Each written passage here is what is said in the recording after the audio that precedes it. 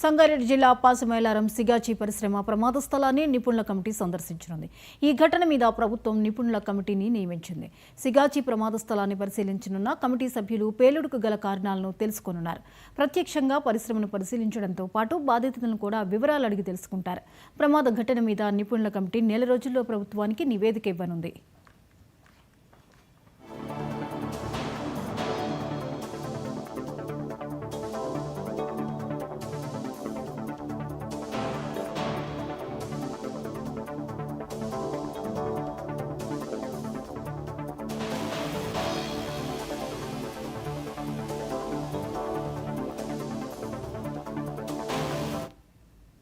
ఈ అంశంపై మరిన్ని అప్డేట్స్ని మా ప్రతినిధి బసవరాజ్ అందిస్తారు. బసవరాజ్, పాసమైలారం ఘటనపై నివేదికను చేయడానికి ఒక కమిటీని నియమించింది ప్రభుత్వం. వివరాలేంటి? జ్యోతి, సంగారెడ్డి జిల్లా సిగాజీ పరిశ్రమ వద్దకు ఈరోజు నిపుణుల కమిటీ రానున్నారు. పరిశ్రమలో పేలుడు ఘటనపై దర్యాప్తు చేయనున్నటువంటి నలుగురు నిపుణుల కమిటీ బృందం ఈరోజు చేరుకోబోతుంది. కార్మికుల భద్రత కోసం సిగాజీ పరిశ్రమ నిబంధనలు పాటించారా లేదా అన్న అంశంపై విచారణ చేయనున్నట్టు తెలుస్తా ఉంది. నెల రోజుల్లో ప్రమాదంపై నివేదిక ఇవ్వనున్నారు. ఇక ఇలాంటి ఘటనలు పునరావృతం కాకుండా ఉండాలంటే తీసుకోవాల్సినటువంటి జాగ్రత్తలపై నివేదిక ఈ కమిటీ ఇవ్వనుంది. దాదాపు ఒక నెల రోజుల సమయం పట్టనుంది. ఎందుకంటే అసలు ఘటన ఎలా జరిగింది, ఎందుకు జరిగింది, పాటించాలా లేదా అన్న విషయంపై కూడా ఆ కమిటీ పూర్తిగా నివేదిక అయితే తయారు చేసి ఇవ్వడానికి ఒక నెల రోజుల టైం అయితే పట్టే పరిస్థితి ఉంది. అయితే దీనిపై పాసమైలారం ప్రమాదంపై సిగాచి ఎండి అమిత్ రాజ్ సిన్హా నిన్న మీడియా సమావేశం నిర్వహించారు. దీనిపై స్పందించారు ఆయన. ఈ ఘటన జరగడం చాలా దురదృష్టకరం, బాధాకరం. ఆ ప్రమాదంలో సుమారు 38 మంది చనిపోయినట్లుగా తెలుస్తుంది. ప్రమాదం జరిగిన సమయంలో 143 మంది విధుల్లో ఉన్నారు. ప్రమాదానికి గల కారణాలపై త్వరలో ఆ నివేదిక వస్తుంది. అప్పుడు పూర్తి వివరాలు తెలుస్తా ఉన్నాయని కూడా ఆయన కూడా చెప్పడం జరిగింది. బాధిత కుటుంబాలకు అండగా ఉంటాం, గాయపడిన వారికి చికిత్స ఖర్చు మేమే భరిస్తామంటూ కూడా చెప్పారు. ఆసుపత్రిలో చికిత్స పొందుతున్నటువంటి బాధితుల ఆరోగ్య పరిస్థితి ఎప్పటికప్పుడు పర్యవేక్షణ చేస్తున్నామని కూడా ఆయన చెప్పడం జరిగింది. పరిశ్రమలో పరికరాలు కాలం చెల్లినవి అనడంలో అర్థం లేదు అని కూడా చెప్పడం జరిగింది. బిల్డింగ్ మాత్రమే పాతది, ఎక్విప్మెంట్ మొత్తం కూడా అధునాతనమైనది అని చెప్పి కూడా చెప్పారు. ప్రమాదం జరిగిన తర్వాత ప్రభుత్వం, జిల్లా అధికారం పూర్తిగా సహకరించినందుకు వాళ్ళకు ప్రత్యేక ధన్యవాదాలు అని చెప్పి కూడా అమిత్ రాజ్ సిన్హా చెప్పినటువంటి పరిస్థితి. ఏదైతే అమిత్ రాజ్ సిన్హా చెప్పినటువంటి ప్రకారం కూడా ఏదైతే ఈ కమిటీ నివేదిక ఇచ్చిన తర్వాతనే పూర్తి వివరాలు కూడా బయటకు వచ్చే అవకాశం ఉందని కూడా చెప్పడం జరుగుతుంది. అంటే ఈ 2 రోజులుగా జరిగినటువంటి ఈ సహాయక చర్యలను మనం చూస్తున్నాము. అలాగే మృతదేహాలను వెలికితీత అనే అంశం కూడా ఇంకా కొనసాగుతున్నటువంటి సిచ్యువేషన్.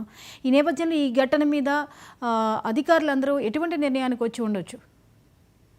జ్యోతి, ఈ రోజుకి 4వ రోజుకు చేరుకుంది.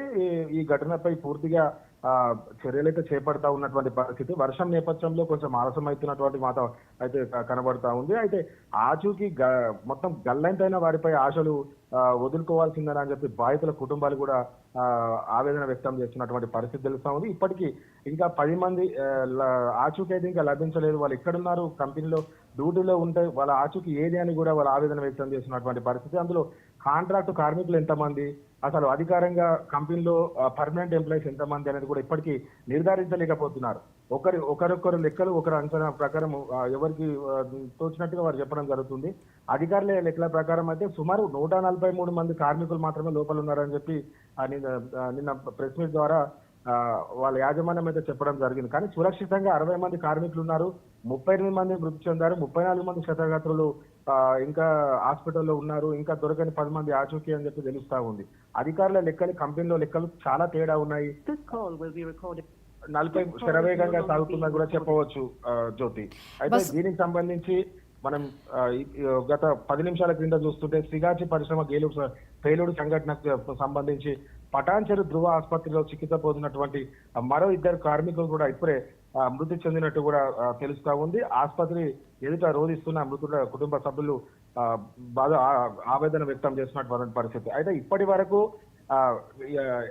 ఎలాంటి ప్రకటన కూడా చేయట్లేదు. ఎంతమంది చనిపోయారు, ఎంతమందికి ఆ లోపల చికిత్స అందుతున్న విషయం మాత్రం ఆ హాస్పిటల్ యాజమాన్యం మాత్రం బయటకు చెప్పకపోవడం కూడా ఇది ఒక పెద్ద చర్చనీయాంశంగా క్వశ్చన్ మార్క్ గానే మిగిలిందని చెప్పవచ్చు జ్యోతి. అంటే ఈ ఘటన మీద యాజమాన్యం ఇది ఒక దురదృష్టకర ఘటనగా మాత్రమే చెప్తోంది. దాన్ని ఎలా చూడాల్సి ఉంటుంది? ఇంత పెద్ద ప్రమాదాన్ని ఒక దురదృష్టకర ఘటనగా పేర్కొనడం. జ్యోతి, అయితే ఏదైతే సిగాచి కంపెనీకి సంబంధించినటువంటి యాజమాన్యం దీనిపై చాలా దిగ్భ్రాంతి వ్యక్తం చేశారు.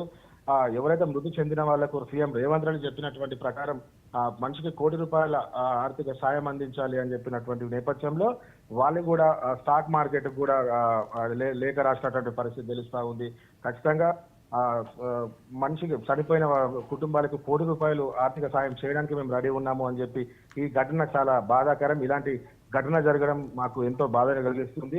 90 రోజులు కంపెనీ పూర్తిగా సేవలు నిలిపివేస్తున్నాం. కంపెనీ 90 రోజులు ఎలాంటి పని జరగదు. అంటే ఈ కంపెనీ కాలిపోయిన తర్వాత కూడా వెనుకలు ఉన్నటువంటి కంపెనీ కొంచెం మిగిలిందో ఏదైతే ఉందో అది కూడా మొత్తం మూసేస్తున్నాం. 90 రోజులు ఎలాంటి పని జరగదు అని చెప్పి కూడా స్టాక్ మార్కెట్ కూడా కంపెనీ యాజమాన్యం లేఖ రాసినట్టు తెలుస్తా ఉంది. అయితే ఏది ఏమైనా ఇలాంటి ఘటన జరగడం చాలా బాధాకరం. ఇప్పటికైతే ఏదైతే జరుగుతున్నటువంటి క్షతగాత్రులను మెరుగైన వైద్యం అందిస్తాం, ఏ ఖర్చులైనా మేము భరిస్తామని చెప్పి కూడా ఇప్పటికే చెప్తున్నటువంటి పరిస్థితి. వీలైతే నష్టపరిహారాన్ని అందించే ప్రక్రియ అయితే మేము చేస్తాము.